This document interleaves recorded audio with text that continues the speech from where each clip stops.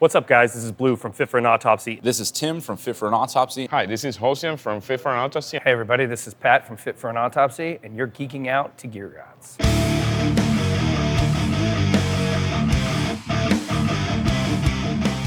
What's up, Gear Immortals? Trey Xavier here. We are at 1720 in LA, and today we're going to take a look at what FIT for an Autopsy is playing on tour. Check it out.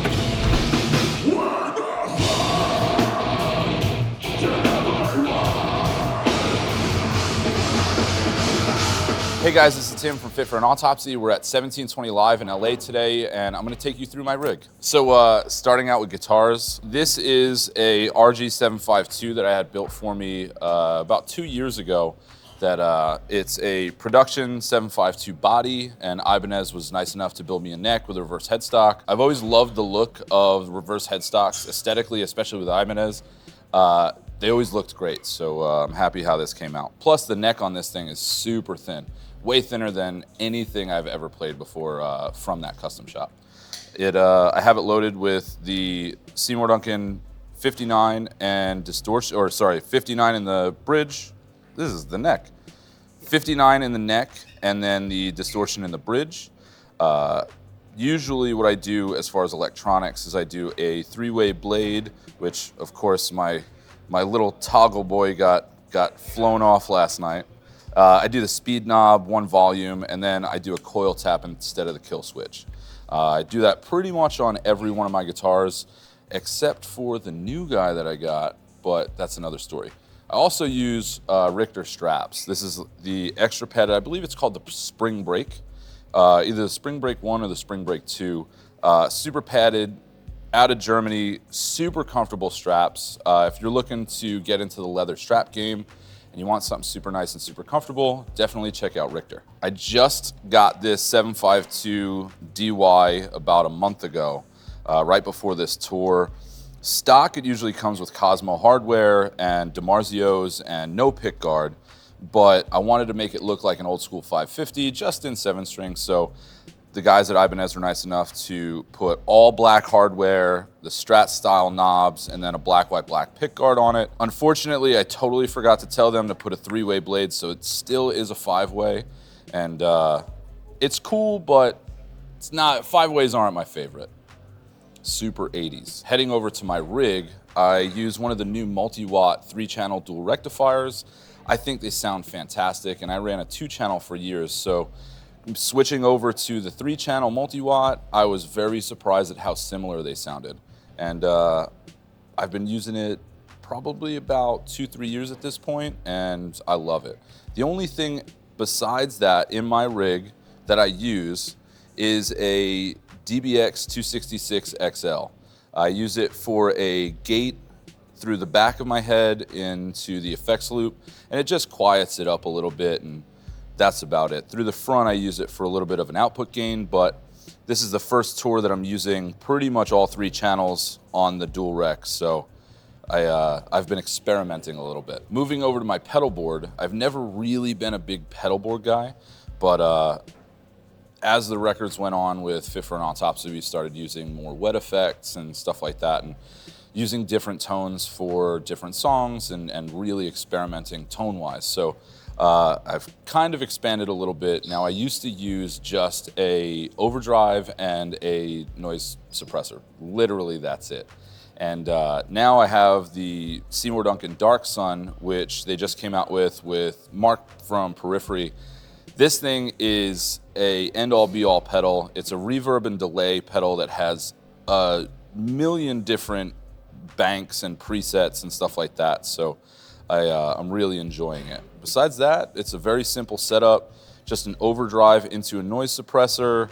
I use the Seymour Duncan 805, very, very, very clean and simple. And then just the channel selector. That's it. I'm not really like I said, I'm not a big effects guy, so maybe someday I'll have a gigantic pedal board and lift off into space, but for now, not so much. That little guy is called a Powerbox Lithium from Big Joe Stompbox. The best part about that is that it is a wireless power source. So for traveling to Europe and traveling pretty much all over, instead of having to worry about finding a power converter or an adapter or anything like that, as long as it's charged, it'll last me about a tour, depending on how many pedals I use with it. It powers all my pedals completely wirelessly, so you don't have to worry about finding, oh man, I need downstage power, or hopefully my rig doesn't blow up because I'm using a bad adapter or something like that. And it really helps us out on the road. Most of our guys use them. Moving over to our cabs, for the last couple years, if you've seen us, you know that we're using these oversized Mesa Recto cabs. We use a 212 on top, 412 on the bottom. Most of the time, bands don't really like to use the 212s on top. I love using the 212 just because it helps with that wall of sound behind me. We don't use in-ear monitors. We're using monitors at the front of the stage, and sometimes it really doesn't translate well. So using the 212 on top, since it's closer to head level, it gives me a real feel for what my actual tone sounds like. So who knows? I'd love to use these for the rest of my life, but maybe we'll get red cabs with black grills, or black grills with I don't know, maybe tan Tolex or something. But for now, these bad boys are super classy. So about 15 years ago, I worked at a music store, and I used to use the original Jazz 3 picks, the red and black. I believe they were just the nylon ones. And for some reason, I don't know what I did, but I ordered the wrong picks by accident. And I realized that Dunlop made XL versions of those nylons. And I just stumbled upon them. I have big fat fingers, so for me, it helped me out. And then I realized that they made all of these in Tortex. So immediately I made the change, and I've been using the Jazz 3 XL Tortex .88s for, I'd probably say, the better part of a decade at this point. For strings, we use Ernie balls pretty much exclusively. Like, I don't really like using any other strings. There's no need to, because those strings are fantastic. As far as string gauge goes, I'm using, I believe, 10 to 52 on my A guitars with a 64 on the bottom, and then I'm using 11 to 54s on my G guitars with a 70 on the bottom. The 70 is a little bit loose because we're using 25/5 guitars, but I like a little slack in my strings. I like a little bit of flop. I don't like when my strings have too much tension on them. I don't really get to dig into them too much. Hey everybody, how's it going? This is Pat from Fit for an Autopsy. I want to thank the guys from Gear Gods for coming down and spending some time with me today. And let's get right in and talk about some cool things that I have going on this tour that I've never had before. Number one, we're going to start with my new Mayonnaise DeVille Elite custom shop that they built for me specifically for this tour. It is my favorite combination of mahogany and maple. They did a satin finish black fade to natural on the headstock and the body, ebony fretboard, stainless steel frets, jumbo frets, and the coolest thing about this guitar is this has my prototypes for my Guitar Marie signature pickups. This is the Ferox, and I will be running a contest to name this neck pickup over the next week or so keep an eye on my Instagram. It's Patrick Sheridan FFAA. And if you look at the back of the neck, we have Wingay and Purple Heart hip shot locking tuners. And one of the coolest things about this guitar is that I have some of the only 7-string Duvals with the hip shot floating trem, which a lot of people don't know are available. And I'm working really hard with these guys to start pushing these because it truly makes a difference with the instrument. I'm gonna toss this back here in my little Guitar World that I keep set up in the back. And we'll come on over here and we'll take a peek at some of the other ones that you guys may have seen before. This is my gloss finish Blue Flame, also with my signature pickups in there. Same setup, maple, mahogany, Purple Heart neck, ebony, fingerboard, jumbo stainless steel frets, and that hip shot tuner. They both have the push-pull capability for splitting the coils. And I don't know about you guys, but this company is one of those companies that just gets these great pieces of mahogany. The figure on the backs of these guitars is almost criminal for it to be on the back. You know, they're so nice to look at. It almost has that like Sipelia kind of look to it, or however you say that crazy wood. And then this is the one that everybody kind of geeks out over. This is the full custom with the quilted maple top. And I did, the only difference between this one and the stock Elite is the matching headstock cap, but I also did a maple walnut neck, which they don't do too much. They like to use the wenge, and I love the wenge neck, but we just wanted to do something different on this one. And again, all of my guitars are outfitted with those Hipshot trims, and thank you to Hipshot for taking care of me on those. And last but not least, we have my other A guitar. And this is an interesting one because it's got a burl top on it, but most times companies will fill the burl top with an epoxy. But what they did was they found a way to stabilize the wood so they could keep that nice open grain thing going on and have it not get destroyed. And trust me, I pour water on myself and my guitars, and there's spit and all kinds of other sweat and things going on. And I haven't had any issues with this guitar whatsoever. So this is an option that's really, really cool. And it was actually kind of an accident that I got it, because when they first cut my first body, they filled everything, but they forgot that I was getting this contour bridge, and they put a different bridge layout on it for the routing. So we did a different one, and they offered me this, and I'm really stoked that I went with it. So those are my my fiddles for this run, and as you can see, we keep them safe in these Anki cases. Anki is, these guys are super road worn, and it's cool that you're seeing that these are road worn right now, because for a very, very, very small price, you can reorder these foam inserts after touring with them for a couple of years and they get beat up at a fraction of what you think you would have to pay for it. So David and the guys at Anki really do a great job. So let's run on over here, and you can see I'm running dual rec multi-watt, super simple setup. We keep everything really simple and streamlined. Take a look at that. I actually just pulled my JP out of the rack to have some tubes changed in it, and that would usually be sitting in here. But you can see this little DBX down here on the bottom, and a lot of people will talk poorly about, oh, you know, DBXs or BBEs or anything, but what I use it for is the gate. That's pretty much everything I use. I do a little bit of the output gain in the background just to get a little bit more like sizzle out of the amp, but the gate goes into the loop of my rectifier. So everybody complains about that hum that you get out of the rectifier all the time. It's silent. Come on over here. Right now this amp is running and it's at full volume and it's completely silent, no noise. So putting that gate in the back there, whether it be ISP Decimator 2 is really good because it's pretty sensitive, but that DBX is perfect for that. It's out of the way, it's rack mountable, and it never gets moved around. So I love that. We got 2x12, 4x12 Mesa rectifier cabs. And on my side of the stage, we have another 8x10 for blue. And then if we spin around over here, you can see I run an even more simplified version of my pedal board now. The Maxon 808 is just a classic. I go between that, 808X, and a couple of others, but that is my favorite. Polytuner to keep me from sounding poor. And the Zool is by far the best gate that I've ever experienced. Currently, I'm not even using the key input, which takes the clean guitar and cuts it off a little bit earlier than you would if you had your overdrive running through it. I'm just running it like a standard gate, and it's the best I've ever used. And then last but not least, this Eventide H9.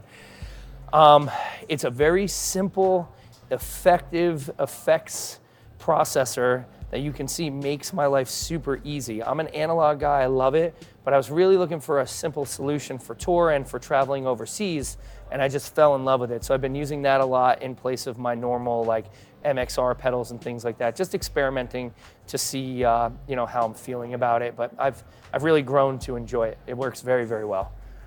And the cool thing about that is you make all your adjustments on that Eventide right from your phone through a Bluetooth connection, so you have a lot of parameters directly on your phone. You can adjust, you know, your wet, how your mix, your different effects that are running through. You can stack your effects right from your phone, and it's pretty user-friendly, so I like it a lot. I do this weird thing where I use different picks for different songs. And I know that sounds weird, but like Iron Moon's this really like down pick driven, like extra heavy kind of thumpier song. So I like to have a little more pick in my hand for that. And I've started using these flow picks which I really, really like a lot. But then we have 2 tracks in the set that are like extra fast.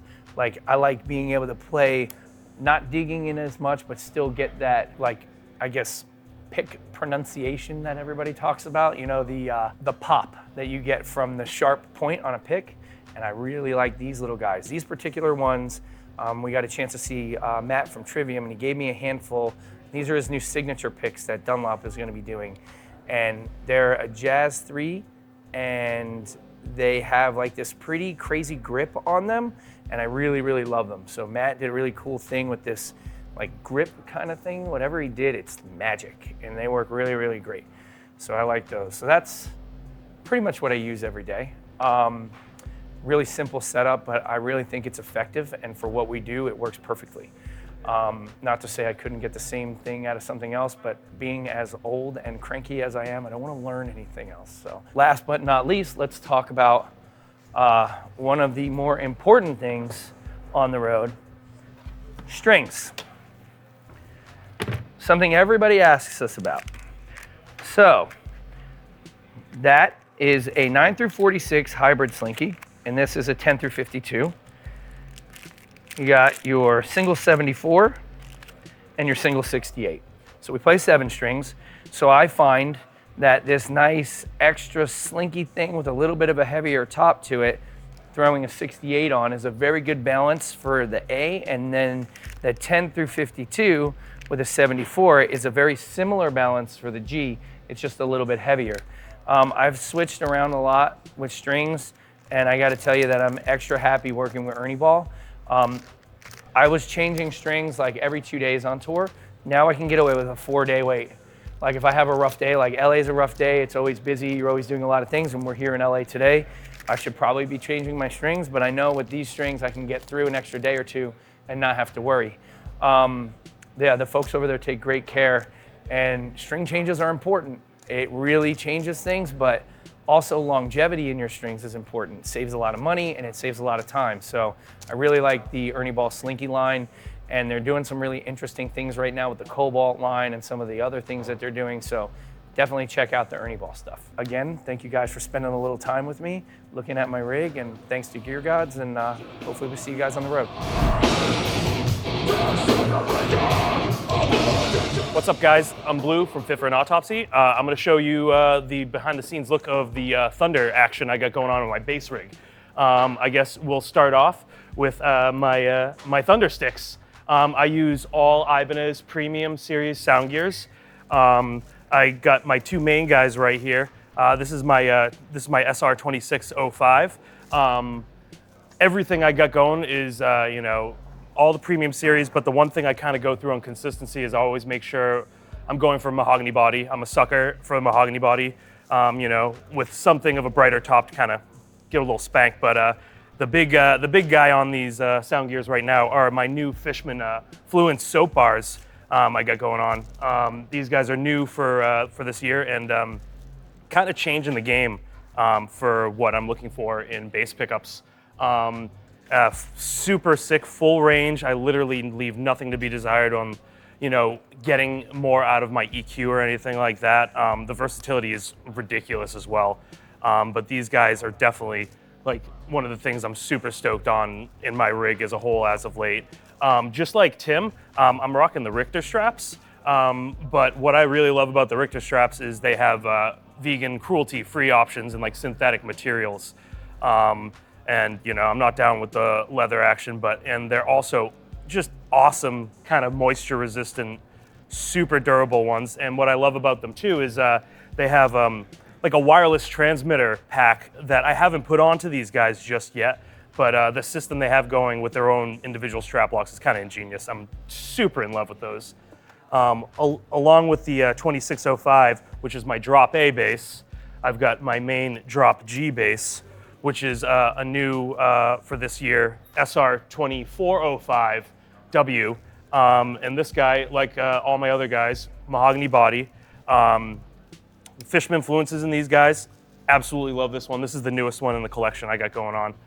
But these 2 are my main. This is the drop G bass. And for any of you wondering, the drop G, I got a 145 on that low G. All Ernie Ball strings on those guys. 145 and a 105 to a 45 for my G, and a 130 and a 40, 60, 80, 100 for my drop A guys.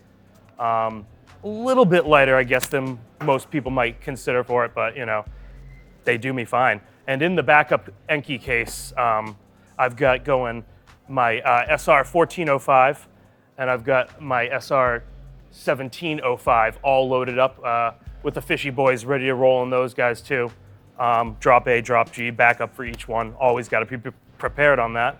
And that's the stick action. We're gonna move over to the rig now. Amp-wise, got all Mesa going on here. I got a traditional 8x10 and a D800 head going on. This D800 is the only one I've ever owned, and this thing has taken me literally all over the planet so far for the past 2.5 years. Never plays a show without me, and literally has never given me any problems, and is beefy boy. I've tried a lot of the smaller bass heads, the Class D stuff going on the market, but this thing is the absolute killer. The traditional A10, no tweeters. I don't need my stuff sounding like a metal zone. I'm good with that. If I was playing articulate fingerstyle, clean stuff, sure, that's great, but I'm all set with that. I'm trying to sound like a car accident mixed with like a washing machine getting thrown down the stairs, so I don't need tweeters for that shit. But moving on, what I got in my board, feeding the big boys, I got, it's standard. I got the Boss WL60 wireless receiver going on, feeding into my core pitch black. That's basically the start. Moving in, I go into my Duncan studio bass compressor. It's really just for minor compression, just to kind of tame my pick attack, keep things a little bit more consistent. After my compression, I go into my Mesa Subway DI, and that's really just feeding a clean signal out to front of house to kind of make up for any low end loss I might lose in my dirty tone. And that goes through my through output, not affecting my normal tone, into this guy, the old Dark Glass Microtubes X7, which is my favorite thing I've encountered that they're making to date. It literally does everything I want in a bass overdrive and really kind of provides that guitar style grit that I like to kind of get. And that moves right into my Fort and Zool, and I'm running the key input with my through out of the X7, feeding the clean key. And this thing is the tightest gate I've ever come across. It practically does the work for me. But and then I run out through with all Spectraflex cables going on in here, keeping it nice and tight. But yeah, and I guess it's also worth noting too, I'm sure Tim already ran through it, but these Big Joe Stomp Box lithium power boxes, I keep it on this board as my backup power supply, but when we do flying gigs and stuff like that, that goes right on my travel board, and that's the best travel power supply going on. But that's pretty much it, that's how I get that shit sounding extra chonky, And thanks for checking it out.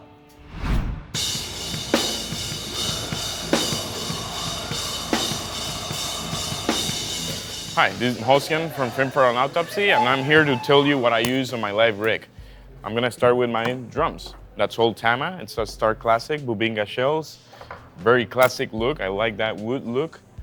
It looks great on any stage, any lighting, and it's also very heavy for what we do. It allows me to give that fat tone, that heavy tone that we need as a band. So I use old Remo heads. I think it matches well the Bubinga shells. It's also a very classic Remo design, and that works in most environments. I have to battle the weather a lot of days, so it's very easy for me to tune and find that sound. Right now I'm using the Emperor Clear. It's just very simple to adjust and tune it. On my snare drum I use the Power Stroke. It's very heavy, it can take the beating I like. And on my kick down there I use the Power Stroke P3. I use triggers, but I blend it with a mic. I think that head allows me to have a little bit of both. It's very thick, but not too thick, not too thin. It sounds beefy in the front, I use Iron Cobras. It's just also a classic design. I think very important in this band, I need a little bit of both worlds. That means I need to play fast, but we also play very slow. So a pedal like this allows me to have a little bit of both things. The tension is a little bit lower to medium, nothing too tight, nothing too loose. For the same idea, I need a little bit of both. I need to be able to play fast when we need to, but I also need a little bit of lag and drag a little bit for the slower parts. So using an iron cobra allows me to do those things. I use this chair. I know a lot of people don't pay attention to chairs. I love it. It's got this support for me. I hurt my back years ago. Just by having a little bit of support in the back, it makes a whole difference. It's also by Tama. If we want to talk about my cymbals, for example, it's all Sildian. I love Sildian. I've been obsessed with them since I was a little kid.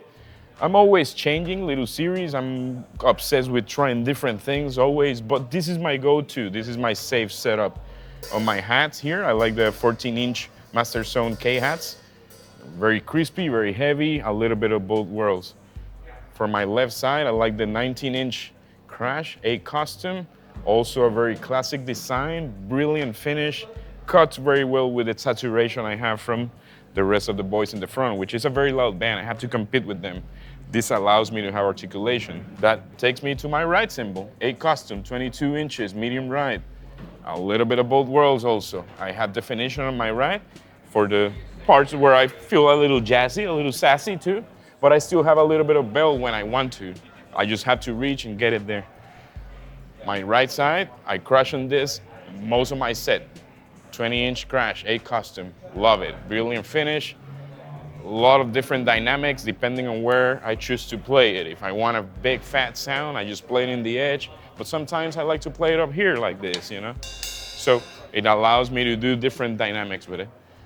China, I love these babies. As you can see, it's all like full of fingerprints. I'm playing that thing the whole set. I grab it, smash it, it takes a beating, it sounds very musical, different surfaces, different sounds, love it. I get a lot of it. In theory, I use a very simple setup, but I try to get the most sounds as I can from everything. From this thing, I get multiple sounds from these guys, same thing with my toms and everything. I try to tune in a way where I can do a little bit of everything. I like these sticks, Los Cabos, 5B. It's very easy for me to find 5Bs anywhere in the world, but these people have been helping me lately. I love it. I rarely break them to the set. There's days where I will, depending on my energy, but they last me the whole show. And now I'm playing a set which is like over an hour long. Impressive. When it comes to the electronics, just a basic MacBook. I have a little bit of the Roland module for my triggers. I have different samples, different sounds, depending on how I feel on that day, depending on the room. And then simple Focusrite interface. DIs, left and right samples to the front, kick.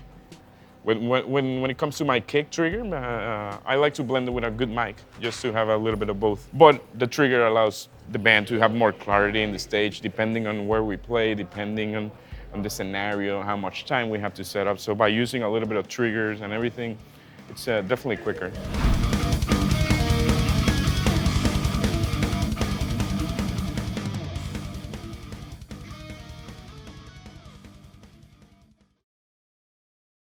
He was just like, oh, I'm just gonna clip that to your beard. I was like, yeah, definitely do that. He's like, oh, okay. Look at that fucker. That's literally why I have it. So starting out with guitars, that sucked.